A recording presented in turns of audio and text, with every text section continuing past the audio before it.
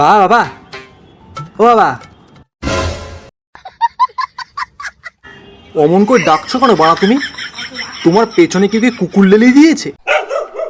আচ্ছা, আরে বাবা, তোমার জন্য এমন একটা জিনিস নিয়ে এসেছি, তুমি সারা জীবনে বসে খাবে, বসে। বলিস কি বাপ আমার? ছোটা সা মেরা জাহাঁ হ্যায়।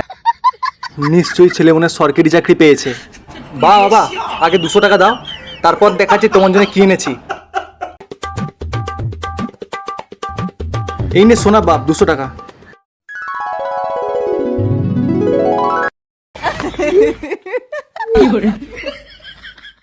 আচ্ছা, এ দেখো।